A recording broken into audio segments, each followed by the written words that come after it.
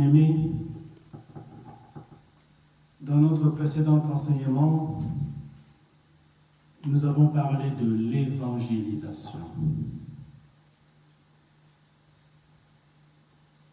Et nous avons rappelé que l'évangélisation, c'est le fait d'évangéliser, c'est-à-dire de parler de la vie de Jésus-Christ et de parler des enseignements de Jésus-Christ, transmettre les enseignements de Jésus-Christ aux personnes qui ne sont pas encore devenues disciples de Jésus-Christ, pour faire de ces personnes, à travers la terre, les disciples de Jésus-Christ. C'est ça évangéliser.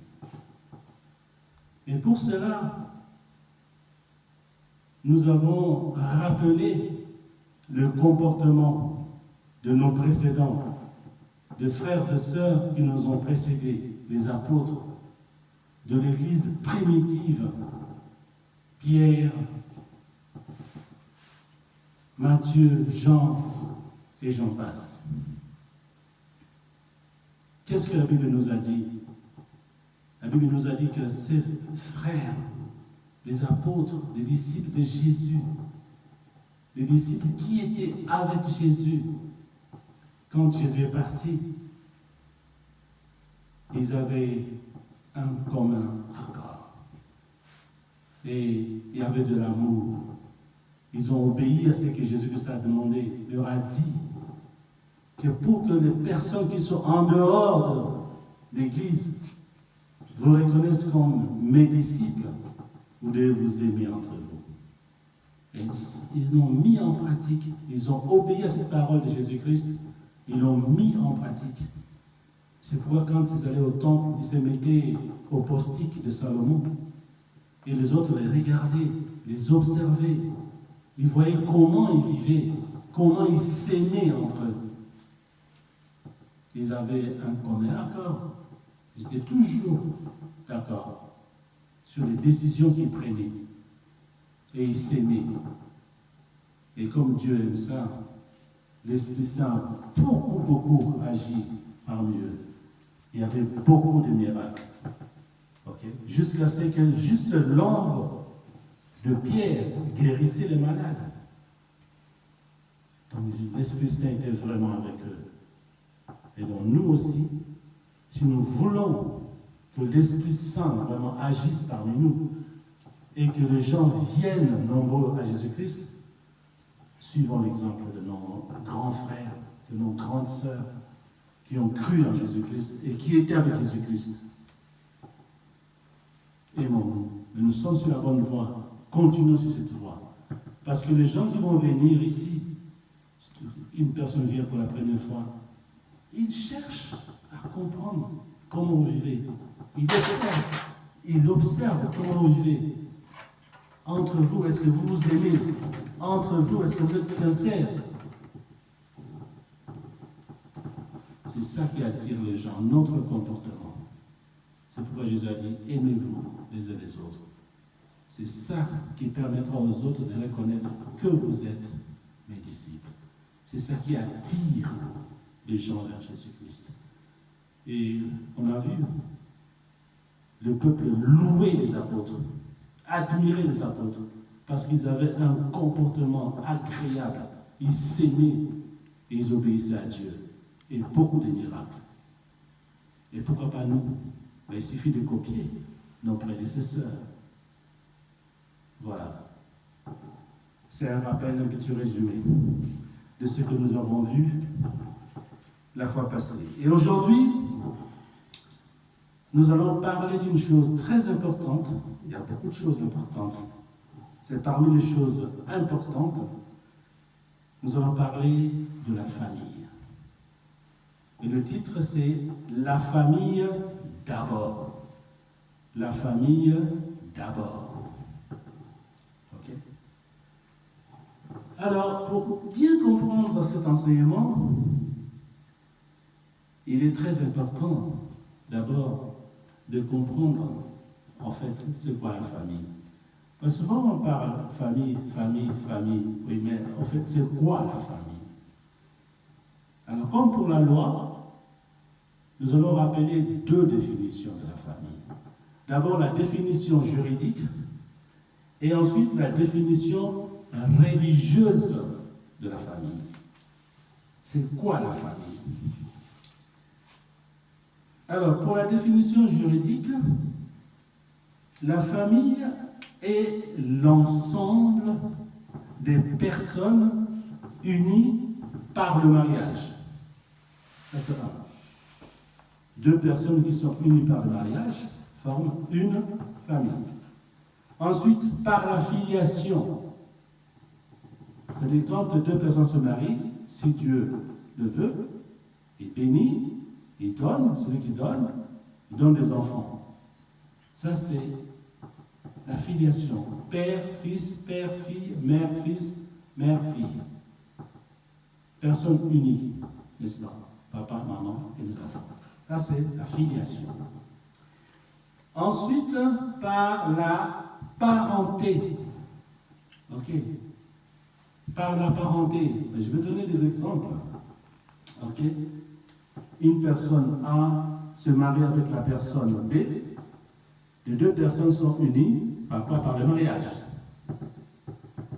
Ils ont des enfants, filiation. Fils, père, fils, mère, fille, père, fille, mère. Filiation. Parenté, c'est quoi? Prenons l'exemple de deux sœurs. La sœur A se marie. On a vu ça. Ça, c'est par mariage, etc. Ils ont des enfants, filiation. La sœur B se marie aussi. Elle forme aussi une famille. Par mariage, les enfants, filiation. Jusque-là, c'est bon. Mais entre la famille A et la famille B, il y a une relation parentale. Parce que les enfants de la fille A, ou des enfants de la mère A, et les enfants de la mère B, ils ont un même ancêtre. Donc ça, c'est une relation par la parenté. Ainsi, les filles ou les enfants, les fils de la maman A, ils vont appeler le fils et les filles de la maman B le cousin germain. Voilà, ça c'est la parenté. Et ensuite, par alliance. Par alliance, toujours les deux. La maman A, son mari, les enfants. La maman B, son mari, les enfants. Et ensuite, il y a, par exemple, le frère de la maman A qui épouse, vous me suivez, une femme. Ça devient le couple C. Ok. Le couple C a des relations avec ici direct. C'est le frère de ce type. Mais le frère ici n'est pas le frère de la femme là-bas, de la maman B. Ok. Donc, ici entre A et C, c'est parental parce que c'est son frère. Mais le monsieur ici n'est pas le frère là-bas, il n'a aucun lien là-bas, il n'a pas pris là-bas. Là, ça devient une relation par alliance. Ainsi, les enfants du couple C appelleront les enfants du couple B des cousins par alliance. Voilà la différence. Mais tous les trois couples, nous formons une famille. Donc ça, déjà là, c'est très important. C'est très important de comprendre ça. Ça, c'est la définition juridique. Nous avons compris la définition juridique et nous passons à la définition religieuse. Oh, elle est jolie, j'aime bien cette définition religieuse. Écoutez. La famille est une petite communauté d'amour au sein de laquelle chacun peut découvrir Dieu. Une petite communauté d'amour où chacun peut découvrir Dieu. C'est merveilleux. Si vraiment tout le monde comprend cette définition et fait de sorte qu'une famille soit vraiment, comme dit la définition, une petite communauté d'amour où chacun peut découvrir Dieu. Voilà. Donc, ça, ce sont les définitions. Et le thème, c'est quoi? Les thèmes, c'était le sujet que nous allons débattre aujourd'hui, ou analyser aujourd'hui, et les suivants. Avant de regarder ailleurs, c'est-à-dire en dehors de famille, dont on a parlé ici, par mariage, parental, par alliance, avant de regarder ailleurs, nous devons d'abord regarder si tout va bien dans nos familles. Avant de regarder ailleurs, avant d'intervenir ailleurs, avant de faire quoi que ce soit ailleurs, nous devons d'abord regarder si tout va bien dans la famille, dans nos familles. Ce n'est pas moi qui l'ai dit. Parce que j'ai regardé dans la Bible. J'ai fouillé. J'ai dit, mais l'objectif en fait, c'est quoi? L'objectif, c'est que nos familles soient des communautés d'amour au sein desquelles chacune et chacun peut découvrir Dieu. C'est ça, nous demande la religion. C'est ça. Donc chaque famille doit faire de sorte que nous atteignions cet objectif. Les trois familles que je vous ai parlé, A, B et C. Les membres de ces trois familles doivent tout faire pour que notre famille commune soit une communauté d'amour où chacun, chacune peut découvrir Dieu. Et pour atteindre cet objectif, je regarde dans la Bible, il y a beaucoup de possibilités. La Bible nous donne beaucoup de moyens pour atteindre cet objectif. Que la famille soit une communauté d'amour où chacun, chacune peut découvrir Dieu. Alors, il y a beaucoup de moyens, mais compte tenu du temps qui nous est imparti, parce que 30 minutes de prédication, d'enseignement, c'est très peu pour parler de tout, et tous ces moyens. Donc, j'ai retenu 3 moyens. Le premier moyen, c'est exercer la piété envers sa famille. Exercer la piété envers sa famille. Ok? Mais la piété, c'est quoi? Piété, tout simplement, c'est un attachement. Donc, chaque membre de la famille doit s'attacher avec ferveur, avec passion à Dieu. Aimer Dieu par-dessus tout. Première chose. Deuxième chose, chaque membre de la famille, pour que la famille soit une communauté d'amour, où chacune peut découvrir Dieu, chaque membre de la famille doit respecter les croyances et les devoirs de la religion. De la parole qu'on nous enseigne dans l'Église. Chaque membre doit mettre ces paroles, cet enseignement en pratique. Et enfin, la piété, c'est l'amour respectueux des enfants pour les parents et pour les autres. Donc chaque membre de famille doit respecter, n'est-ce pas? Doit respecter, avoir un amour respectueux envers les autres. Voilà la piété. Ça, c'est le premier moyen. Deuxième moyen, prendre soin de sa famille. Et troisième moyen, sauver sa famille. Mais tout ça, j'ai énuméré les moyens. Mais dans la pratique, c'est comment ça se fait. Mais c'est la Bible qui va nous dire ça. Ok? Alors, commençons par le premier moyen. Exercer la piété envers sa famille. Et vous allez vous rendre compte que ce n'est pas moi le premier qui le dit, c'est la Bible qui le dit. Ok? Exercer la piété envers sa famille.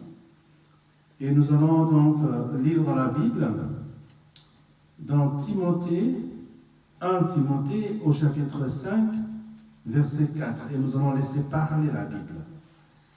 1 Timothée, chapitre 5, verset 4. J'aime bien enseigner la parole, j'aime bien prêcher l'évangile, j'aime bien enseigner la parole, car c'est Dieu qui la révèle. Alléluia. Premier texte, donc 1 Timothée, chapitre 5, verset 4.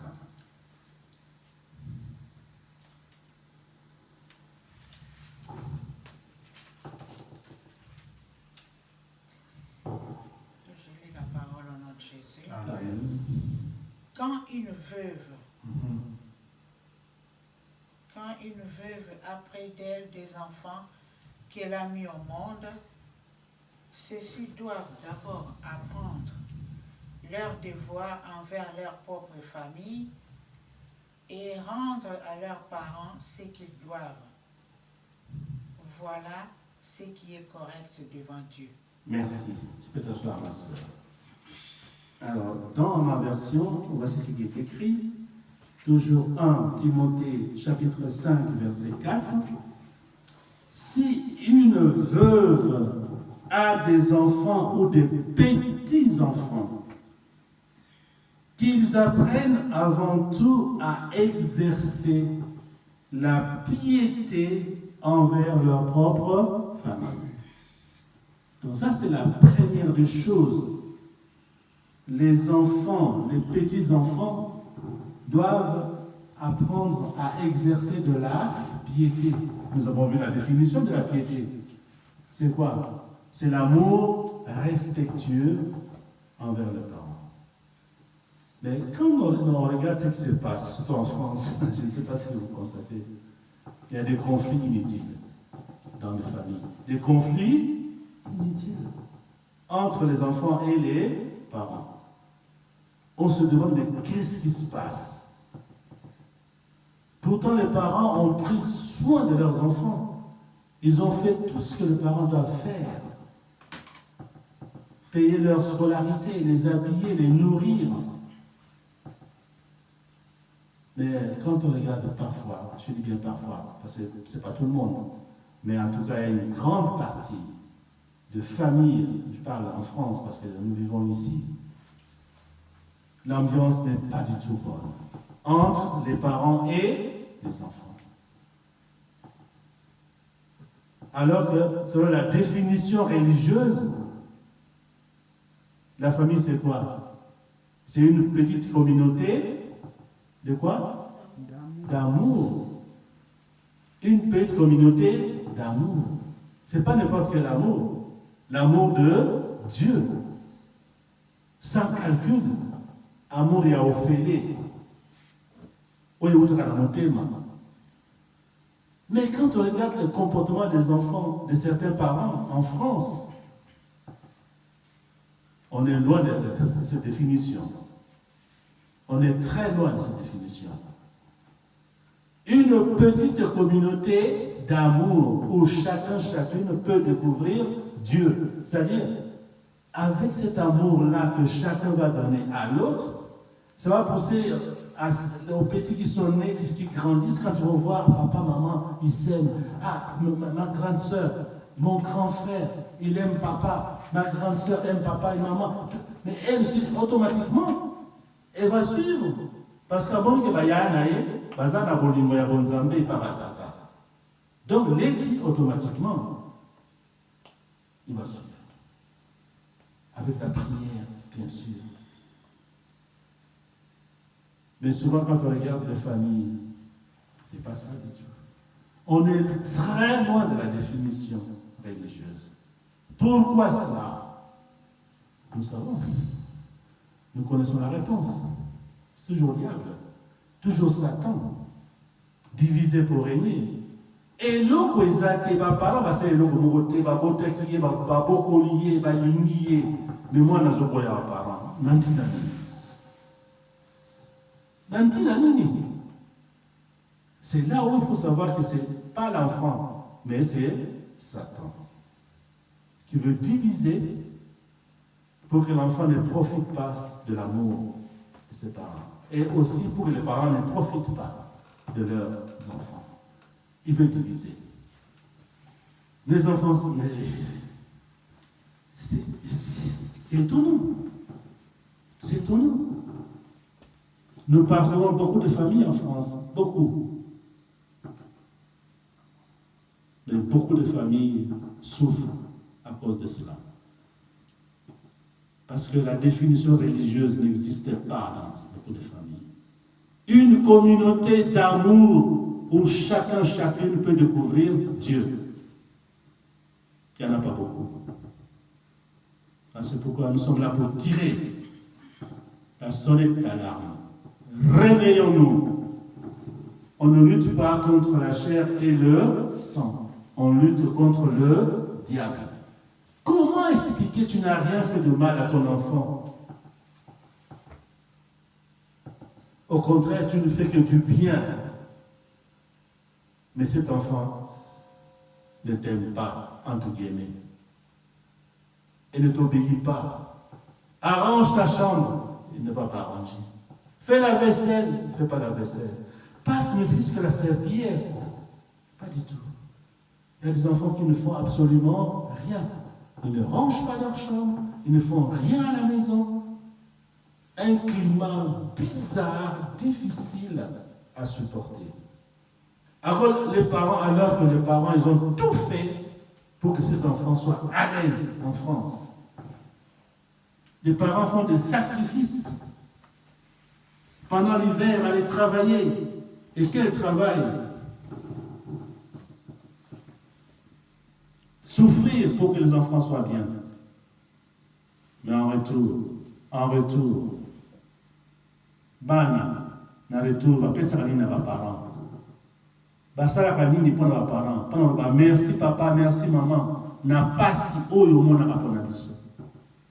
Qu'est-ce que les enfants font pour dire merci à leurs parents?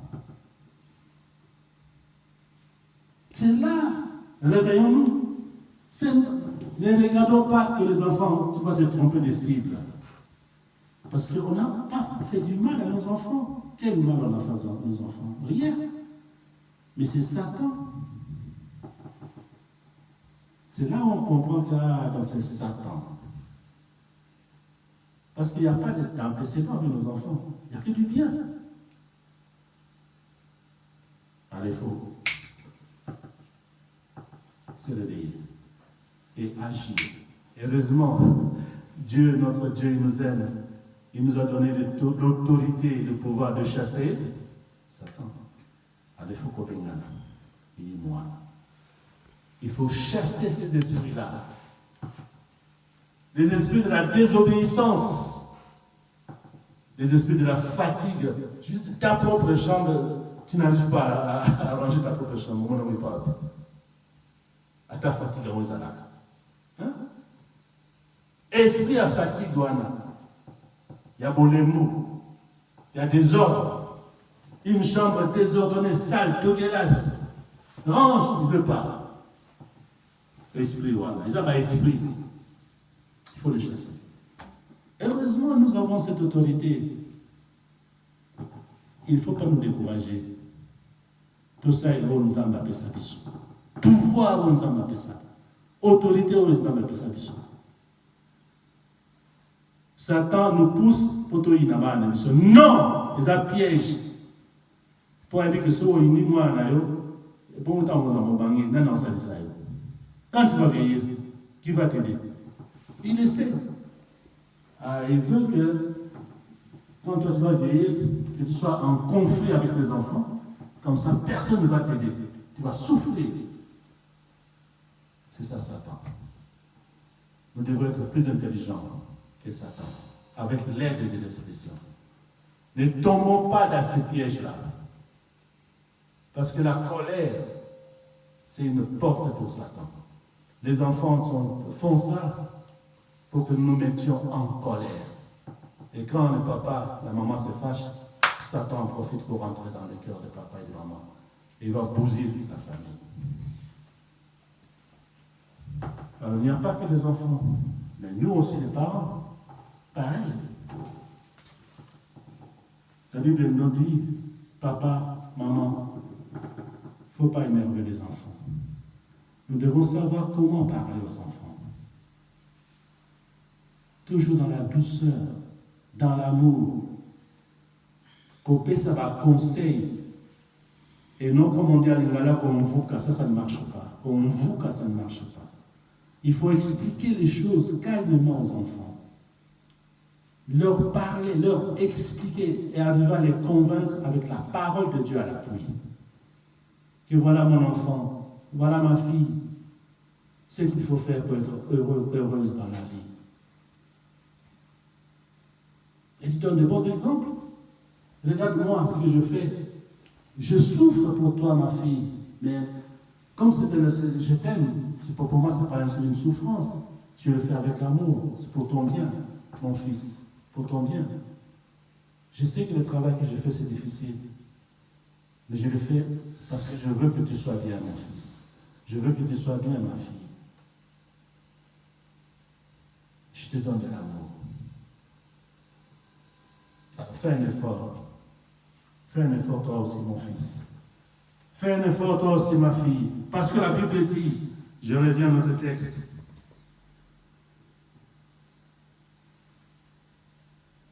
Si une veuve a des enfants ou des petits-enfants, qu'ils apprennent avant tout à exercer de la piété envers leur propre famille. C'est ce qu'on vient de développer. Mais il continue. Et les enfants, qu'est-ce qu'ils doivent faire?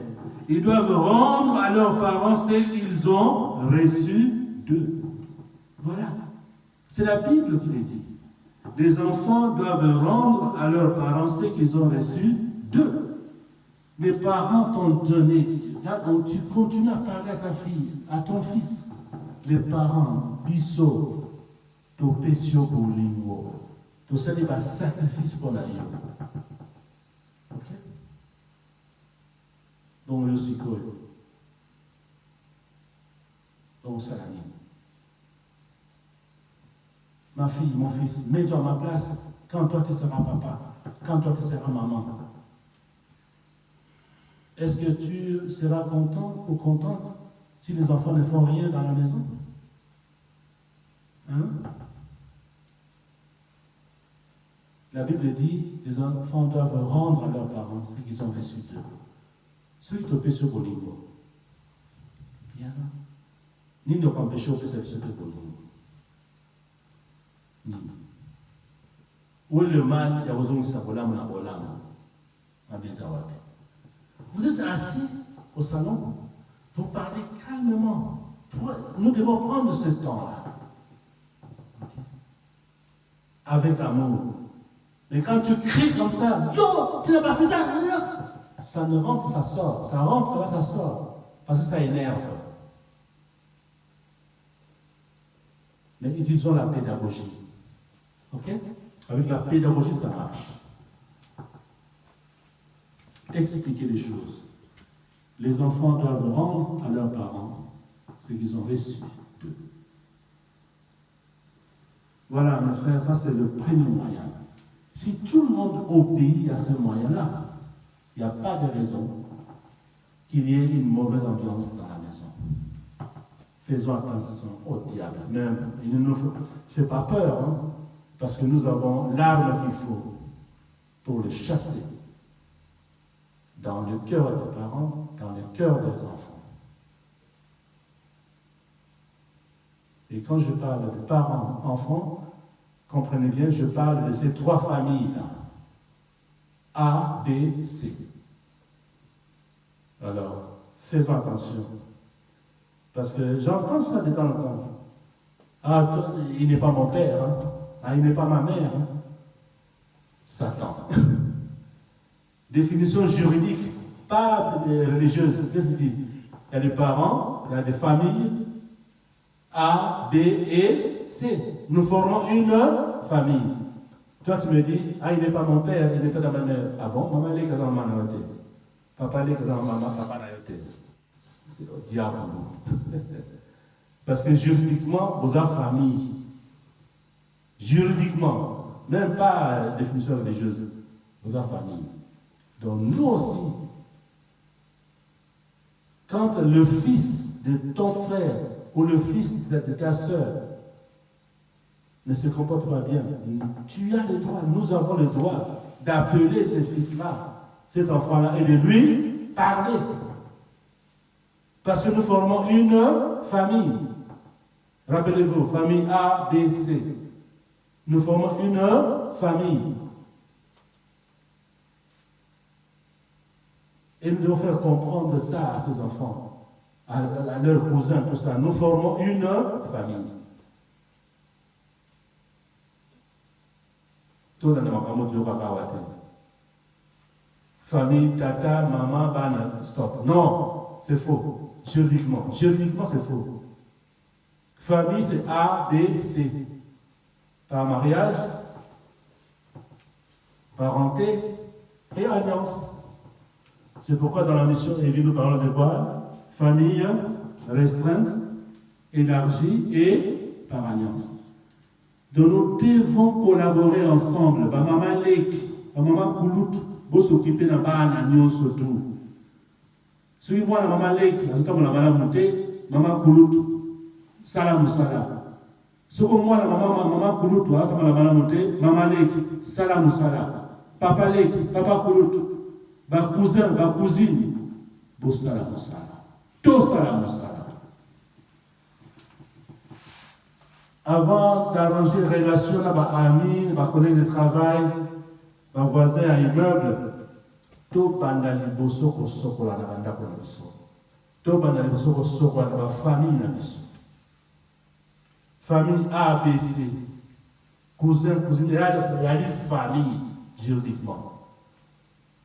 Moi, je me rappelle au Congo, quand un enfant n'écoute pas son père, on envoyait cet enfant chez l'oncle, paternel ou maternel, ou chez la tante, maternelle ou paternelle. Et ça marchait. Voilà les bonnes habitudes. Ce sont les bonnes habitudes. En France, faisons pareil. Il ne faut pas suivre le langage de ces enfants. Il n'est pas mon père, qui n'est pas ton père. Hein? Vous entendez ça souvent? Ah, il n'est pas mon père, hein? On ne peut pas lui parler comme ça. Hein? Il n'est pas ma mère. Hein? Ça, c'est le diable, ça. Si, nous formons une famille. C'est pourquoi moi, je parle à tous les enfants. Pour moi, c'est la famille, je parle. Quand quelque chose ne va pas, je parle. Parce qu'on ne doit pas laisser la place à Satan. Non. Parce que si on ne fait pas ça, tout le monde sera perdant. Et les enfants, et les parents. Nous serons perdants. Et c'est ce que Satan veut. Que la famille ne soit pas une petite communauté d'amour. Satan ne veut pas ça. Dieu nous dit, la famille doit être une petite communauté d'amour. Satan, lui, non. Il n'est pas mon père, il n'est pas ma mère.